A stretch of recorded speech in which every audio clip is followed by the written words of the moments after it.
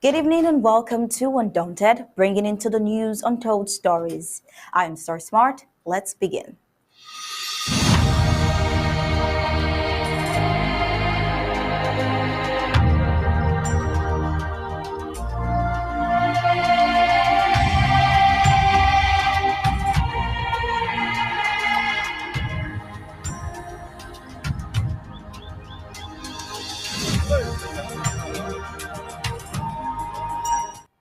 The people of Southern Cameroon continue to be treated by the La Republic of Cameroon as their captive. The colonial administrators deployed to Ambazonia are playing the exact role of slave masters, and the people of Ambazonia, their slave.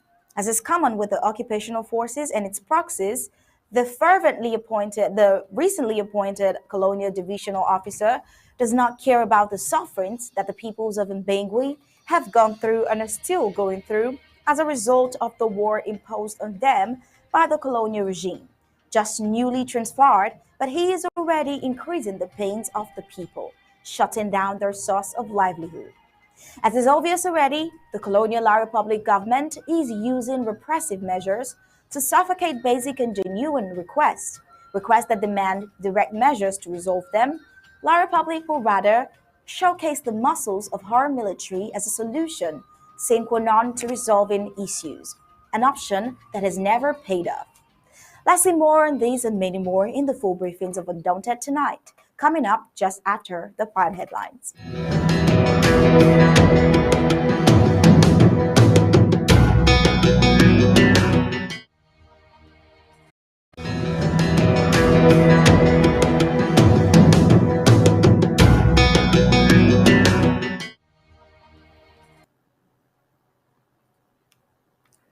Here are the prime headlines for today. The malpractices in Amazonia died to have the GCE board resurfaces again. So this means that the GCE board has run out of quality.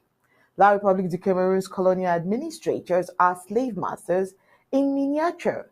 Now, the Mbengui Dio continues to steal shops. Why does he do that? Well, you'll find that in the full briefings of Undaunted tonight. La République du Cameroon arrests health workers for demanding unpaid salaries. And of course, we have an African report from Nigeria. And on the foreign scene, the EU vows to hold Russia responsible for Ukraine dam attack. In sports, top soccer players could form union to tackle racist abuse. Well, this is what Lukaku says. Now, let's get the news in detail.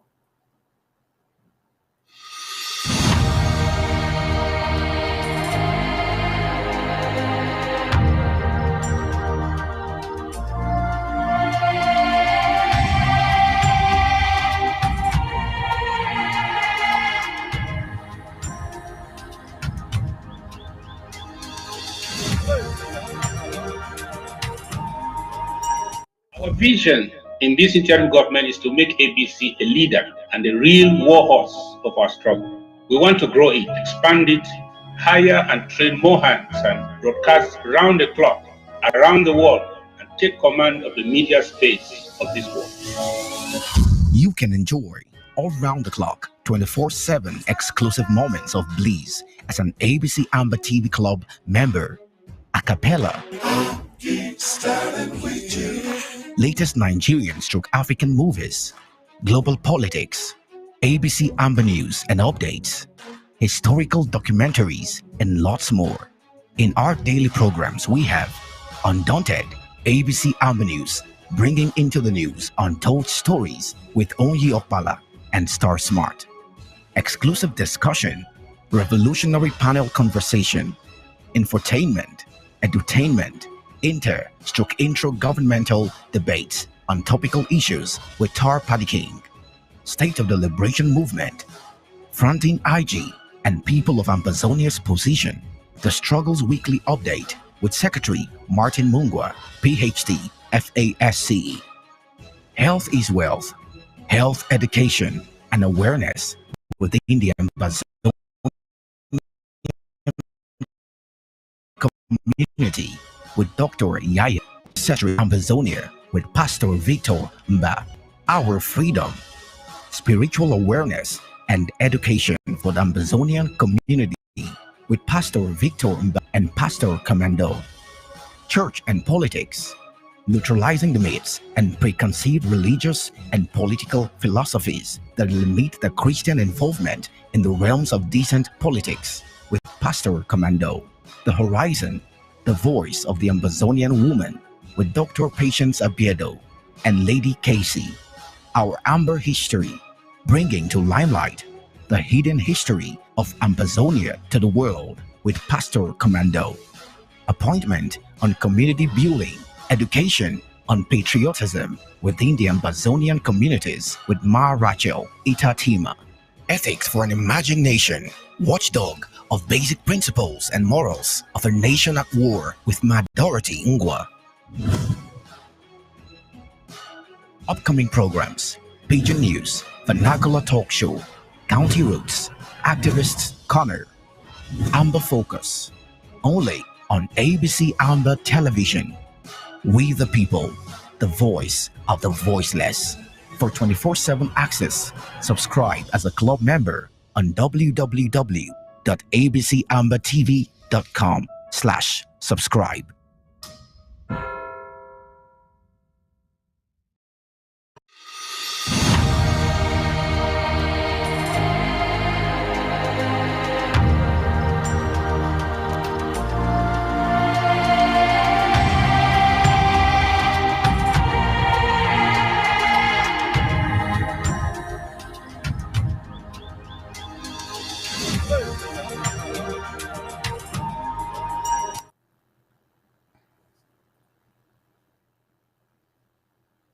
The General Certificate of Education Board is fast losing its quality, and if not rescued, in the years ahead will just be a shadow of itself.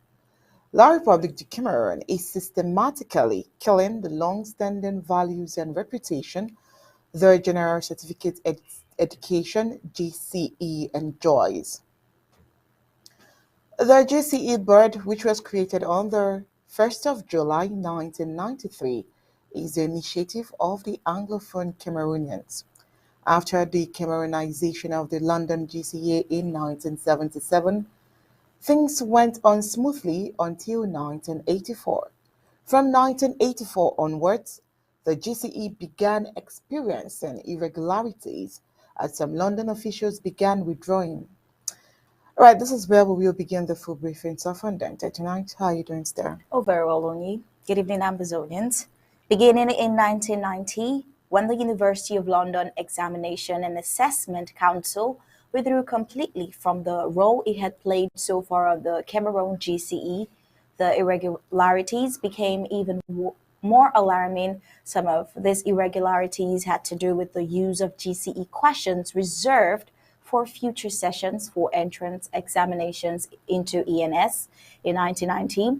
Also, the change of the format of the GCE question papers in 1991 without prior notice to the candidate. Poor printing, wrong pagination, wrong spellings, shortage of question papers and materials, late arrival of question papers and the postponement of some papers, also the wrong instructions on question papers and examination leakages. All these irregularities emanated from the fact that the management of the Anglophone examination, the GCE, was in the hands of French Cameroonians, which are the wrong hands. Anglophone Cameroonians who enjoy the quality of the GCE during the time of the London GCE, and equally considering that they don't share the educational system with the French Cameroons, wanted to take charge in the organization of the GCE and rescue it before the La République du Cameroon kills it. The former British Southern Cameroons began a protest demanding the creation of the GCE board to manage the General Certificate of Education examinations, a protest that began in the early 90s in an attempt by Paul Biya, the president of the Cameroons, to crack down on the protest. Many Anglophones lost their lives, seeing the determination of Anglophone Cameroons not to give up. Paul Biya had no choice but to give in. In response to this popular pressure and demand, the colonial prime minister of the La Republic signed an order number 194/CAB/PM of 11 September 1992, creating a technical committee to carry out studies and make recommendations on the organization and functioning of the GCE examination board. On July 1st, 1993, the president of the La Republic signed a decree number 93/172 of 1st July 1993, creating the GCE board.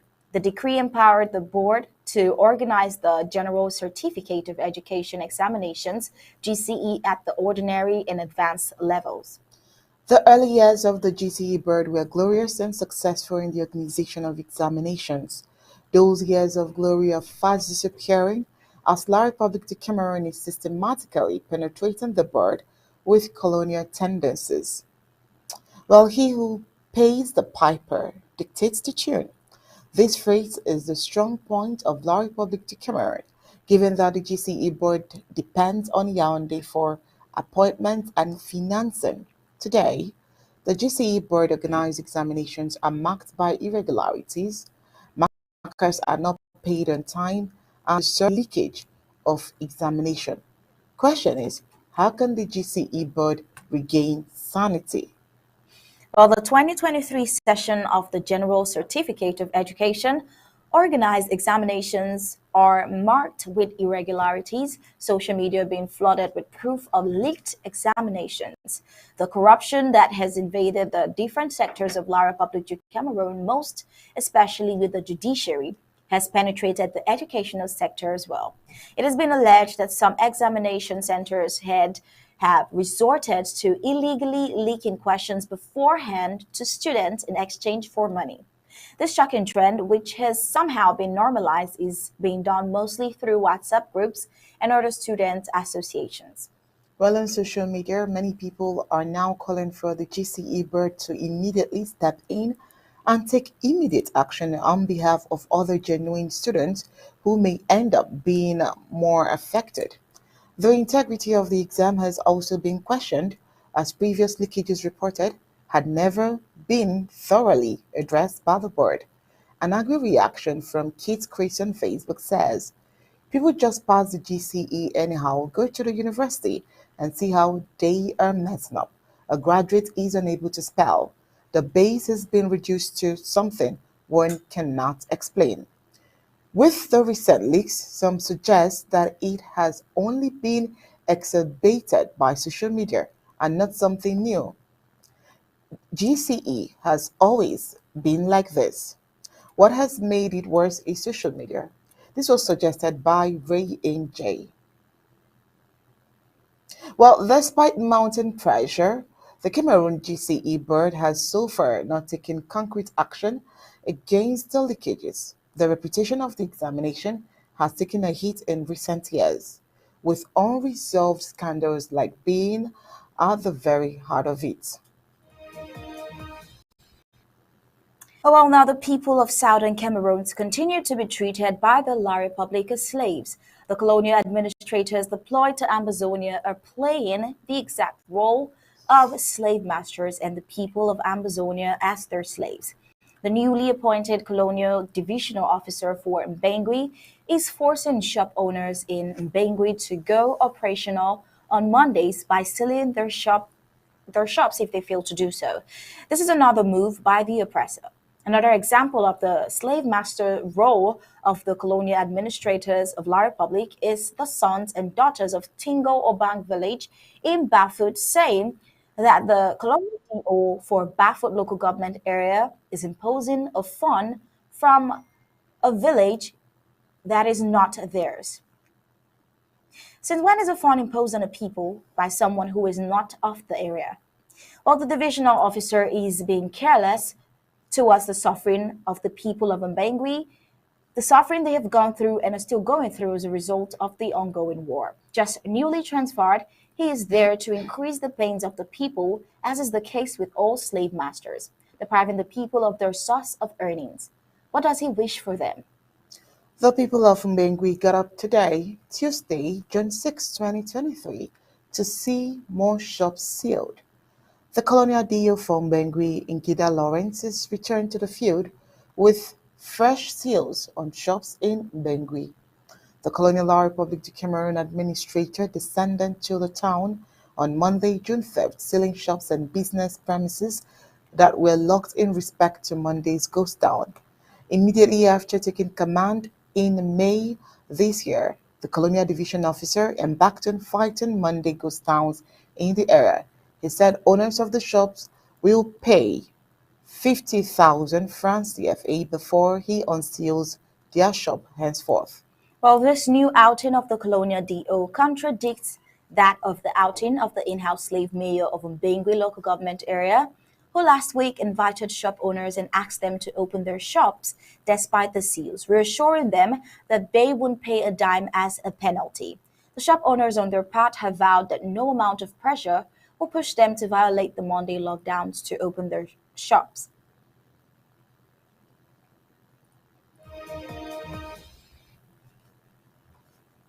All right, I'm moving on. The Colonial Law Republic of Cameroon government is using repressive measures to suffocate basic and genuine requests. Requests or demands direct message to resolve them. La Republic of Cameroon will rather showcase the muzzle of their military as a solution, synchronizing on to resolving issues, an option that has never paid off. Medical personnel at the town of Yaoundé, the political capital of La Republic of Cameroon, came out in a passive strike action requesting better working conditions and the payment of their arrears. Genuinely, as their request was, the colonial-oriented Minister of Public Health, instead of promising them better working conditions ahead and scheduling the payment of their dues, instructed police officers to arrest them. Well, this is how lawless the La Republic as a state and its ministers are. The ministers are not only lawless but have no respect for human rights. This repressive measure is the nature of Bia's regime. This is how they present war in southern Cameroon's Amazonia. The present war started like this in 2016 when lawyers and teachers came out on a peaceful strike with legitimate demand. La Republic adopted the military option to suppress them. Lawyers and teachers were beaten, arrested, and even thrown into jail. A year after, given that the whole of Amazonia was in solidarity with the teachers and lawyers, the dictator Biya declared war against the entire people of Amazonia, and here we are today. What is it that the colonial regime of Paul Biya is not ready for? Peaceful arrangement. More than 15 health personnel of the Yaoundé Emergency Hospital, who have been protesting since the 12th of May, were arrested on the morning of the 5th of June, 2023. The health workers had been demonstrating at the Colonial Ministry of Public Health over unpaid wages. Many of them complained of the poor treatment from the authorities despite over 9 years of diligent services to this health care sector. In addition to unpaid salaries, the protesters complained of poor working conditions with vague promises made to them each time they tried requesting improvement. One of the protesters had this to say: "For many months now, we have not been paid our salaries, despite the complaints we have been putting up. We keep receiving fake promises, and we cannot keep taking it." Well, the protesters went on to explain that despite the fake promises made to them, they kept showing up for work because of the love they have for their jobs, but went on to add that there is a limit to their endurance. How do they expect you to keep coming to work when you don't even have transportation money, no food? How do we even take care of our families? Another protester queried. The lack of an appropriate response from the hospital administration forced them to march to the Colonial Ministry of Public Health, hoping that their plight might be addressed by a higher authority. Unfortunately, the response from the colonial ministry was far from what they anticipated, as after a few hours of protest, they were taken out of the premise by armed security forces, who, according to one of them, were sent by Dr. Manuda Malachi, La Republic Cameroon's Minister of Public Health. The colonial minister, who is known for having an active presence on Twitter, has so far not commented on today's incident. Those arrested were reportedly taken to the Yaoundé Colonial Central Police Station, where it is unclear on what grounds they were arrested. This act has been widely criticized by many who took to social media to denounce what they termed injustice. Well, at press time, the arrested workers have been released after all practitioners in Yaoundé stormed the said colonial police station, and this is an act of gross human rights violation on the part of the colonial minister of public health.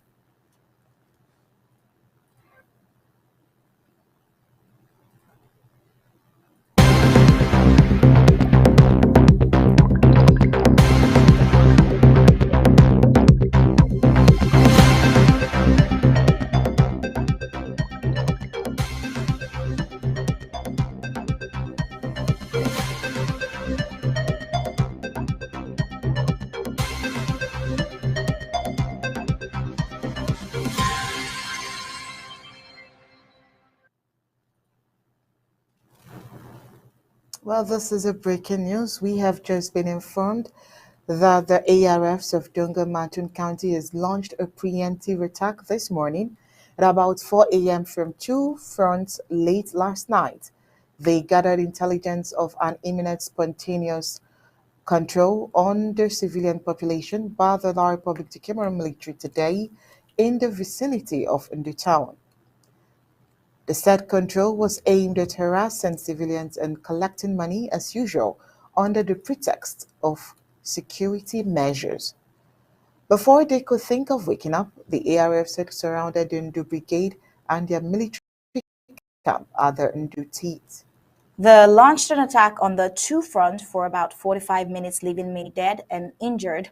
As reinforcement was called in, the brave Amazonian Restoration Forces had to make a tactical retreat.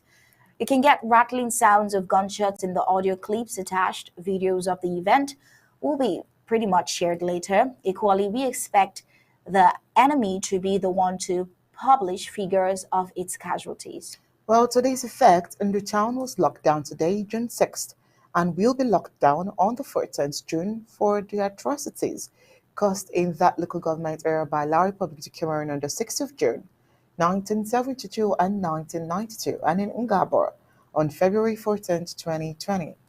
The action of today is just to help the people understand the message, especially those who are seeking to defy the lockdown days. The resilience of the ARFs has been demonstrated once again.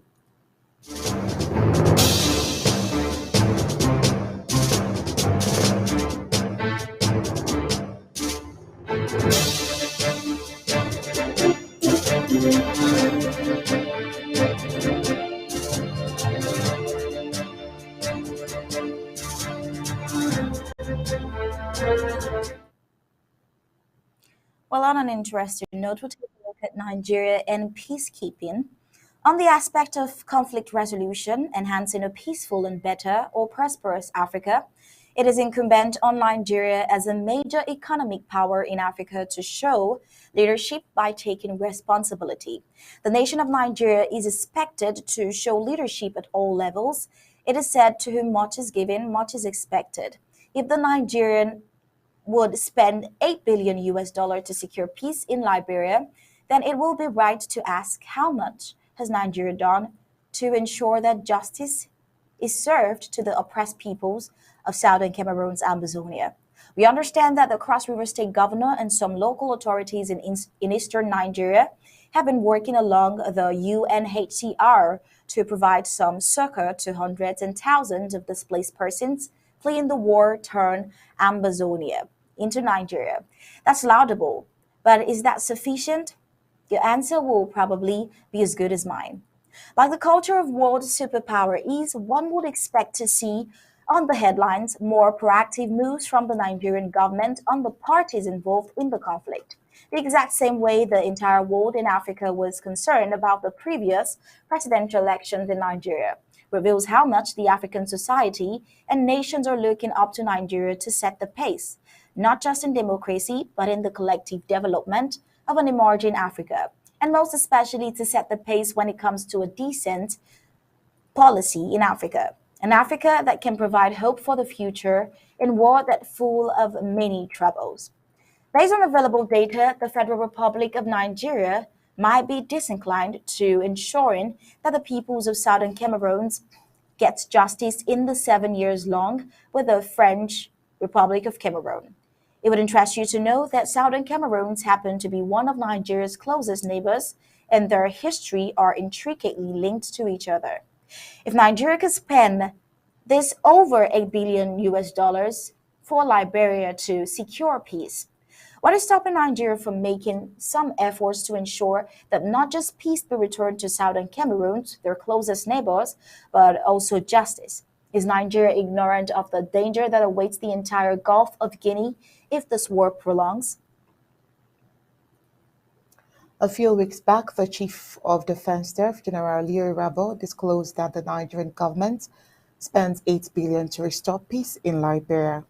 He disclosed this while delivering his keynote remark at the event to mark the 75th-year celebration of the United Nations peacekeeping operations. Since the first engagement of troops of Nigerian armed forces in the Congo in 1960, Nigeria has been unequivocally committed to the principles and objectives of the United Nations. It has significantly contributed to 41 peacekeeping operations worldwide. Ever since, over 200,000 Nigerian troops have served in UN peacekeeping missions worldwide, and Nigerian senior military officers have commanded some of these missions. Similarly, under regional and sub-regional cooperation, Nigeria has been involved in peacekeeping operations in field missions in Cote d'Ivoire, Guinea-Bissau, Gambia, Liberia, Mali, Darfur, and Sierra Leone, and also has contributed a lot in terms of finance, logistics, troops, and civilian experts, making her one of the most significant African troops and civilian police contributions to UN missions. It is noteworthy that in addition to the loss of lives and injuries to personnel, the ECOMOG, a regional interventionist mediation force, advocated to end the protracted Liberian civil war and was operated at an estimated cost of 8 billion US dollars to the Nigerian government. Well, General Irabo noted that Nigeria's active participation in peacekeeping missions had helped save countless lives and restored peace and stability to many countries over the decade. A great feat there. But why haven't we seen their input in ending the war in both Cameroons? General Irabo mentioned that despite the security challenges occasioned by the activities of non-state actors and other criminal elements that have besieged the country, the armed forces of Nigeria and the police have continued to contribute troops to sustain the country's commitment to the United Nations. Also speaking at the occasion, General Martin Luther Aguayi, who was the special guest of honor, noted that the UN peacekeeping had been a unique and dynamic instrument to help countries in conflict transition to lasting peace. He said more than 2 million uninformed and civilian personnel have contributed to the global efforts to secure peace and progress across the world since 1948. In his words, he says, as we celebrate this milestone, let us reflect on the past and look to the future. We must work together to enhance our collective efforts towards global peace and security. Well, on the part of the Secretary General of the United Nations, Antonio Guterres, he paid tribute to those who lost their lives while securing peace across the globe. In his message to the occasion, he said, in carrying out this essential work, many peacemakers have paid the ultimate price. More than 4,200 peacemakers have lost their lives serving under the United Nations flag. He says, we stand in sympathy and solidarity with their families, friends, and colleagues, and will forever be inspired by their selfless devotion to the cause of peace. Well, this is not the first time Nigeria has been involved in peacekeeping in Africa. ECOMOG, which was formal arrangement for separate armies to work together was largely supported by personnel and resources of the Nigerian Armed Forces, with sub-battalion strength units contributed by ECOWAS members. Now, remember a few years back when ECOMOG reported that its strength was about 8,430 troops, organized in 10 self contained infantry battalions. Facts hold it that the government of Nigeria contributed the bulk of the force with 4,908, and troops were also provided by the government of Ghana, which gave 1,028, in Guinea 609, the United Republic of Tanzania 747, Uganda 760, and Sierra Leone 359. Smaller contingents were also provided by Gambia 10 and Mali 10. Well, we have seen Nigeria support other African nations and offer intensive help, militarily and financially, to foster peace in countries who are lacking it. We have also seen Nigeria go even across its continent to make inputs and contributions to aid other wars from it, like the war in Ukraine. Well, while we wonder for Nigeria's support in other warring countries, like Liberia, that they just offered 8 billion US dollars to secure peace there, what we wonder is when will they start offering as much intensive help to restore peace in the Cameroons? Or will they say they have any justifiable reason for not acknowledging the war and being their brother's keeper? But while the answer to these questions remain oblivious, we'll do our best to bring you up to speed vis-a-vis the world's involvement in the Amazonian struggle of liberation.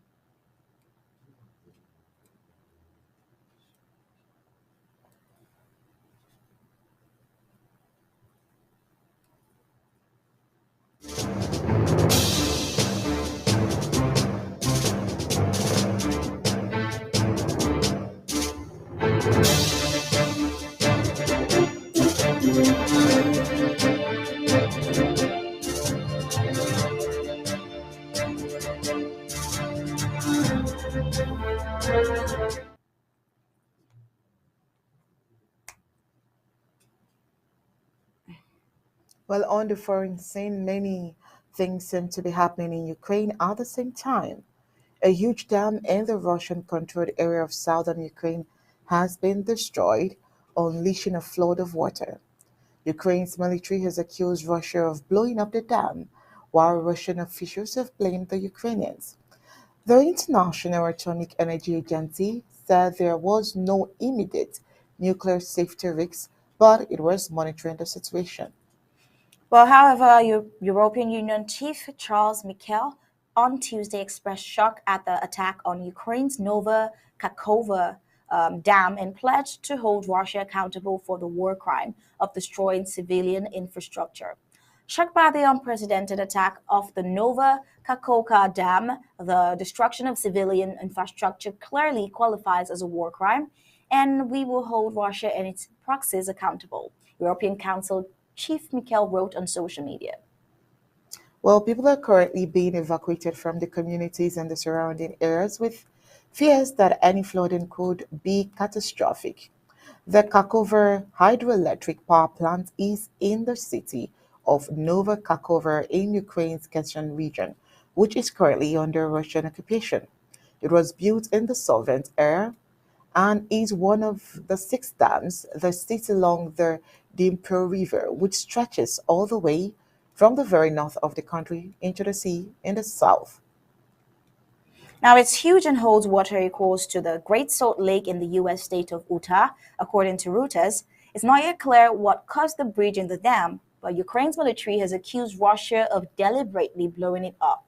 This seems plausible, as Moscow may have feared the Ukrainian forces would use the road over the dam to get troops across the river into Russian-held territory as part of a counteroffensive. Well, meanwhile, Russian installed officials have blamed Ukraine for striking the dam, but they say only the plant's upper was destroyed by shelling, not the dam itself. Neither Ukraine or Russia's claim have been verified by the BBC. The dam is very important and serves a number of purposes. Now, the dam holds back a vast reservoir that supplies water for a host of communities upstream, which means it could affect people's supplies there.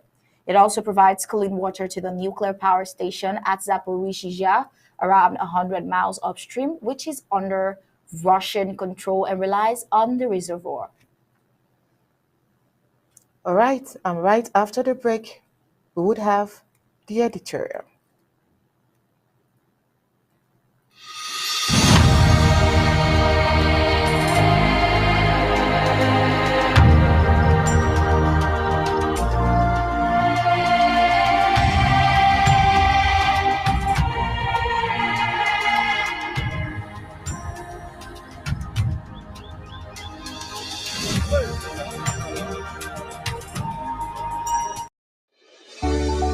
Payment method: www.abcambertv.com/donate.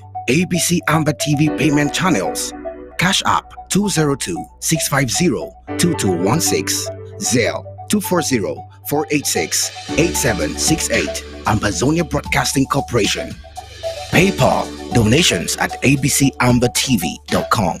For more details, call +124 028 43 321. You can email us at info@abcambertv.com. In our editorial of tonight, the Homefront writes yet again with a focus: the surrender of one of UPC, quotes terrorist Ernest Uwandi, and a lesson to Ambazonian restoration forces. In this message, the Homefront writes, an enemy whose wife, husband, father, or child you have killed will only deceive you into the DDR center and kill you. This is how they terminate your lives and stop you from gaining your complete freedom. How can you hide in an enemy's house and expect them to offer you a sumptuous platter of omelette and juice? Ernest Uwandi, one of the UPC terrorists, is a good example of all those fighters who cowardly surrender at DDR center. He is a perfect example of a surrender case of laying down of arms by a valiant fighter.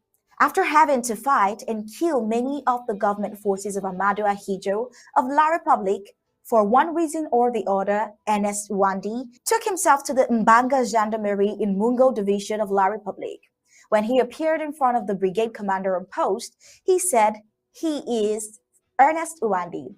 It is said that the brigade commander fell over his counter in fright on hearing the name Ernest Uwandi, who was considered an enigmatic and one of the most fearful fighters.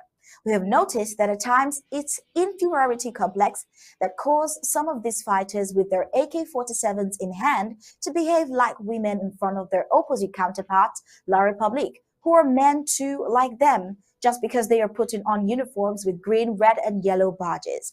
The questions are, after killing so many government forces of Amadou Ahidjo, was the life of Ernest Uwandi spared because he went to the gendarmerie post and laid down his arms all by himself?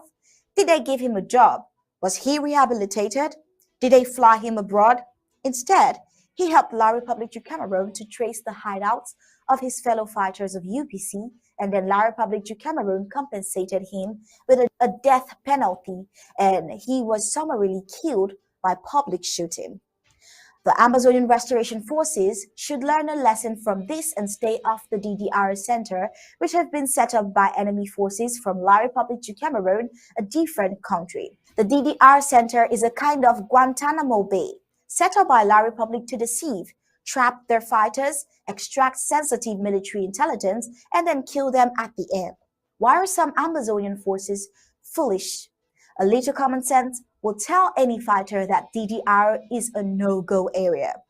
With that message from the home front, we've come to the end of tonight's editorial. If you want more of such interesting articles, kindly visit our website at www.abcambertv.com for more.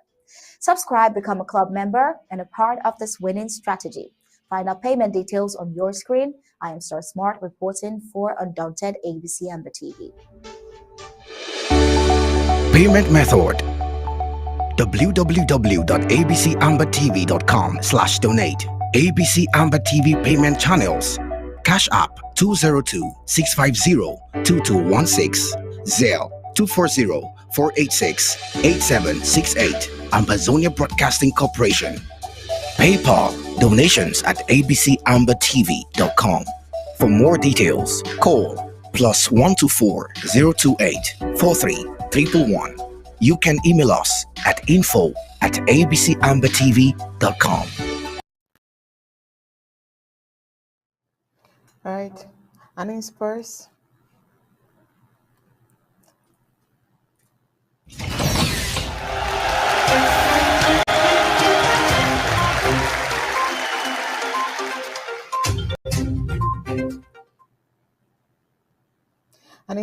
Inter Milan and the Belgian striker Romelu Lukaku says the world top soccer stars could form a union to tackle racist abuse in the sport.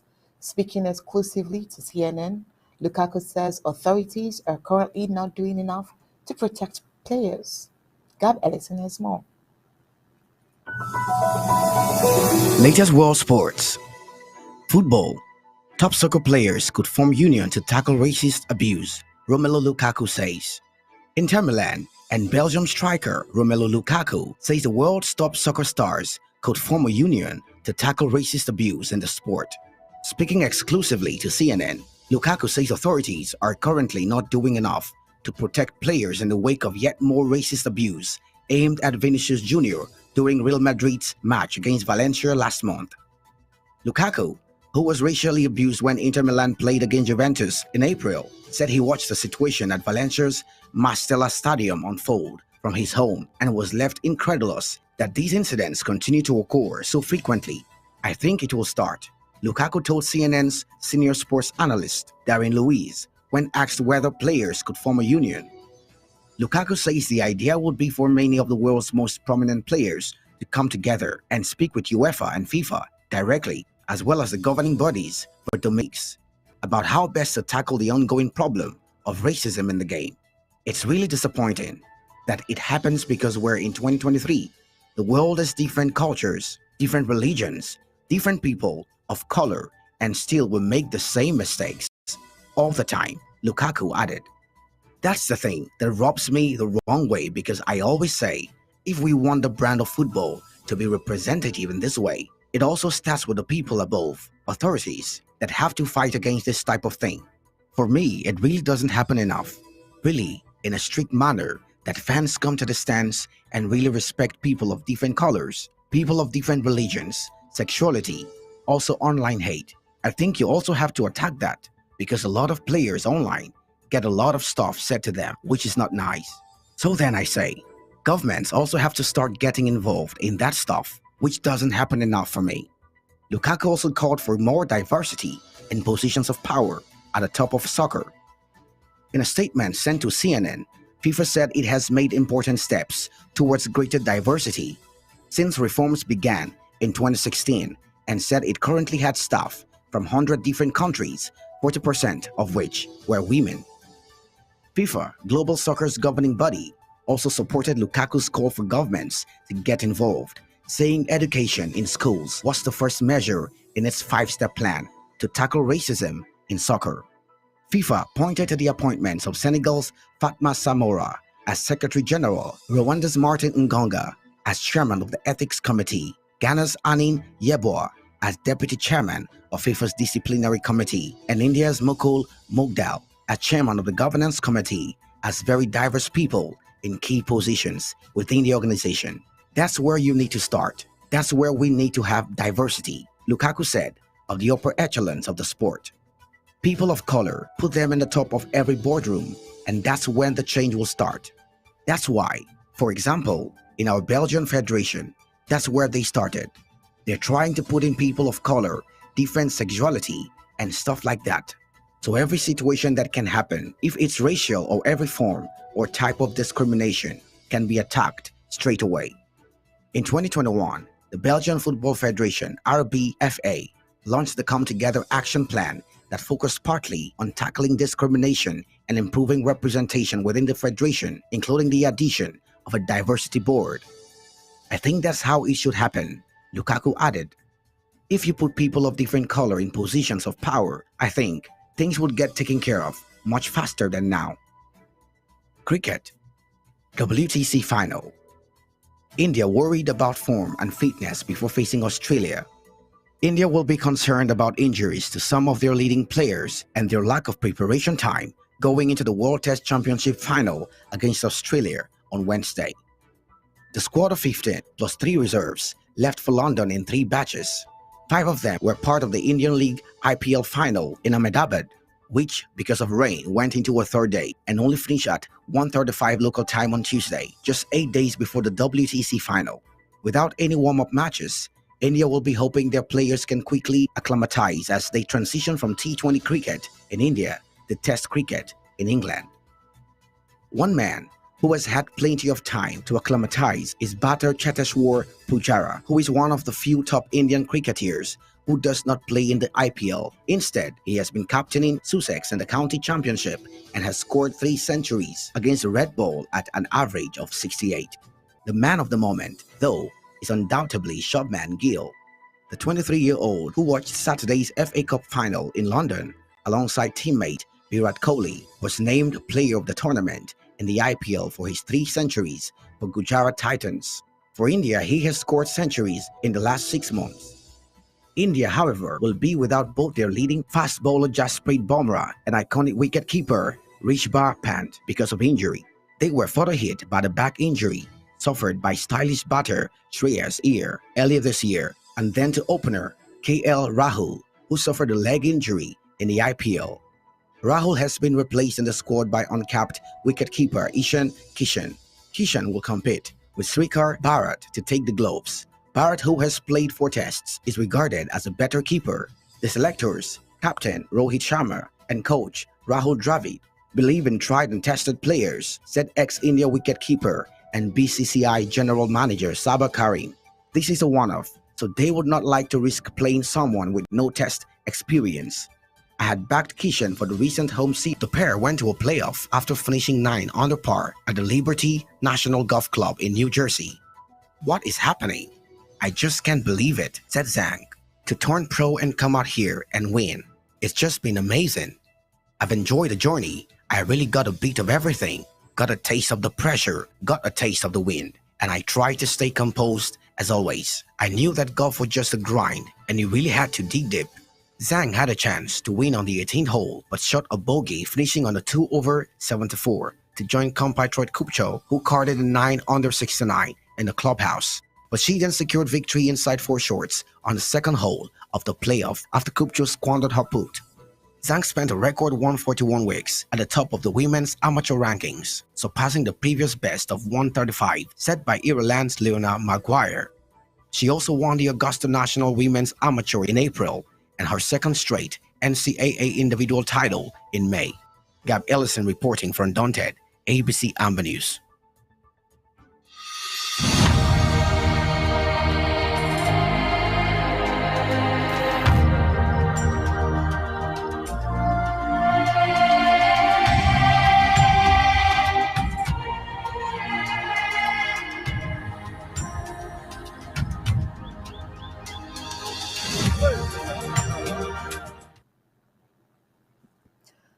All right, thank you so much, Gab Ellison, for that sports report.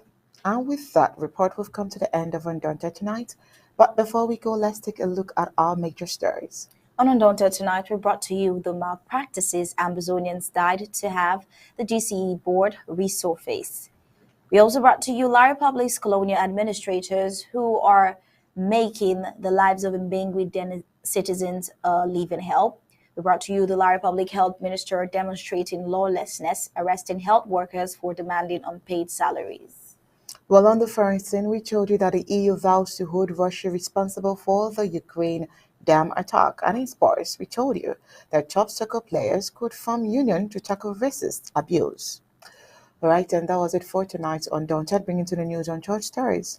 On behalf of Michael and Kirsten Smart and the entire Undaunted crew, we say thank you for tuning in. We'll leave you with ABC Amba TV images. Good night and God bless you.